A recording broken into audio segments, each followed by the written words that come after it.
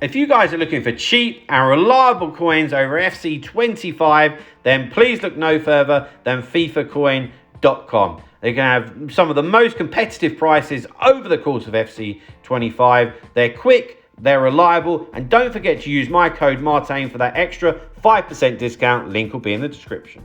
Hi guys, Martin88 here, and welcome back to another EFC25 video. And I'm bringing you my brand new squad battles tactics.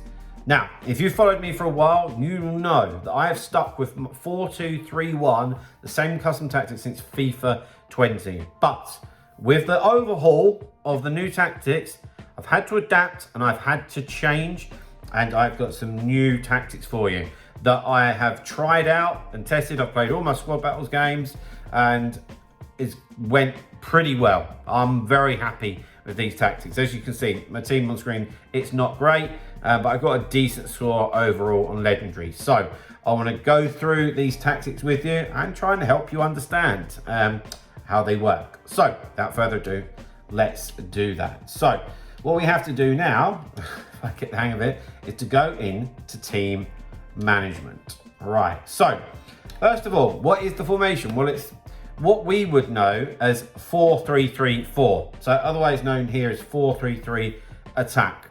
Okay, I've always, and if you look how it's turned out on the screen, it looks like a 4-2-3-1, right? Now we've got build up style counter.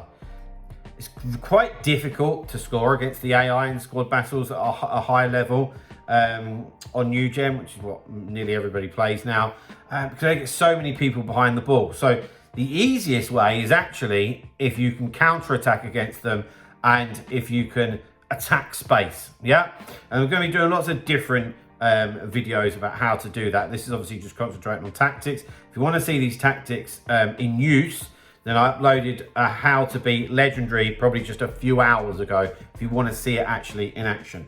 But if you look here, the build-up style counter says this approach encourages players to get in behind the opposition's defense as the team transitions quickly from defense to attack. And that's what we want, yeah? We don't want to build it up slowly and let them get everybody behind the ball. It's very difficult to do. I've played around with this a lot, okay? The defensive approach. This is very unlike me, I'm not gonna lie. I've gone for the aggressive approach, and do you know what I liked about it? It seemed to just wake the team up. I was like, all of a sudden they want to play, they're here, they're alive. I liked that. And do you know what? It also condensed the team a little bit. When I had it on 50, 55, 60, it was just far too spread out, and that was a problem, to be honest with you. So yes, aggressive, and I got it on 95. And if you see what it says, the most front-footed defensive approach, adopting a high line that focuses on applying pressure after loss of possession and setting offside traps. I didn't notice that. And it says that he uses more stamina. Again, do you know what? I didn't notice that at all. Yeah, so I'm not worried about that in the slightest, the stamina issue. All in all, that was a big win. Right, let's go on to the player roles. So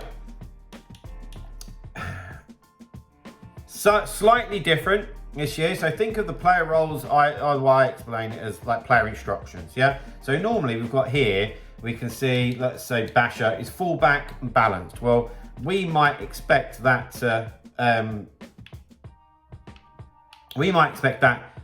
be stay back while attacking, which is ultimately defend, okay? But when they do that, they are literally like just rooted to the spot, yeah? And actually, do you know what? When I've played it on balanced, they're not really flying forward. They're just slightly, and I mean slightly more advanced. I would still consider roll fullback, focus balanced as a stay back while attacking fullback. And ultimately, that is what I want. So the whole of the back four just stays in position. That's because the rest of the team is go, go, go, because we need to try and score goals, and we need to try and do it quickly and counter attack. So, and this is the main reason why I changed, or had to change formation, is in the 4-2-3-1, I couldn't get the CDMs to do anything going forward, and that made it very bland, and that's a problem in squad battles. So, as you see here, I've got both central midfielders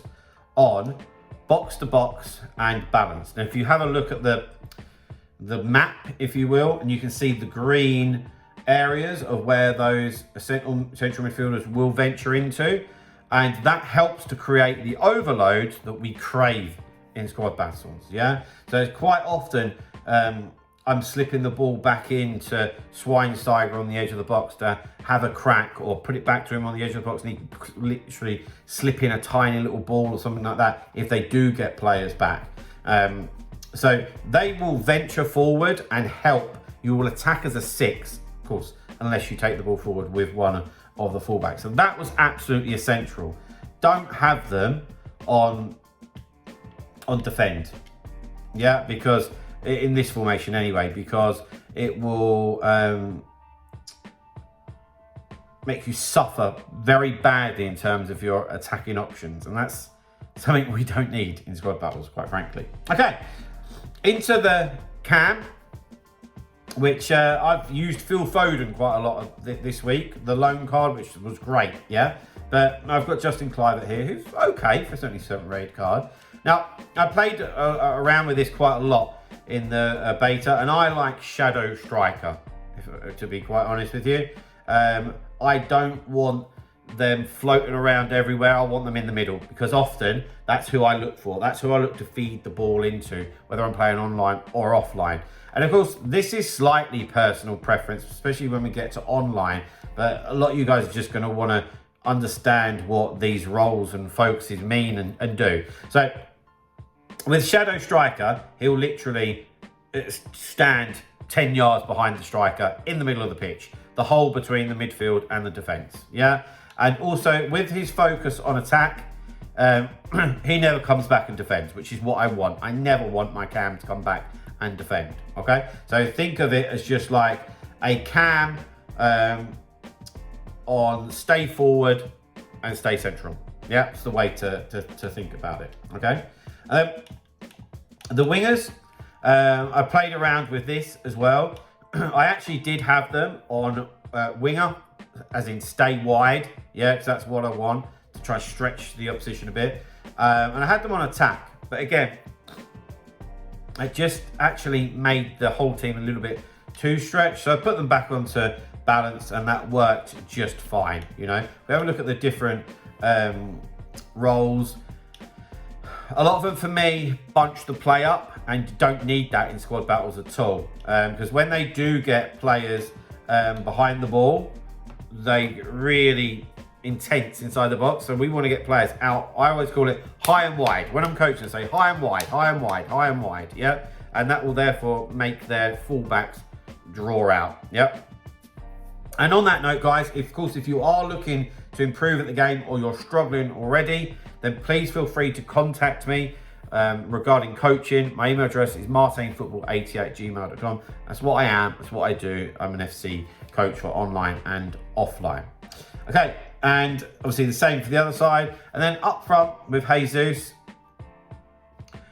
I haven't found too much difference with many of these. Obviously false 9 is, but yeah, I just have Jesus on advanced forward. Would recommend the Evo on him, and yeah, just on attack. I don't want him moving around. I've got one striker and I want him to stay exactly where he is. And if we have a look, that's obviously what it looks like without the ball, and there's not an awful lot of difference with the ball. Yeah, you can see that Kluivert is very close to Jesus. So guys, there we have it. There are my brand new 4-3-3 attack. I was going to say custom tactics and player instructions. It isn't that anymore. If you can see the code on screen if you want to use that. But yeah, get in the comments and let me know. And yeah, what an exciting start. I'm buzzing for it. I hope you enjoyed that video, guys, and I hope that it does help. And if you need any help, then please feel free to ask. But yeah, that's going to be it for today, guys. So please drop a like on the video, subscribe to the channel if you haven't already. I'll see you guys very, very soon. So there, guys. Bye-bye.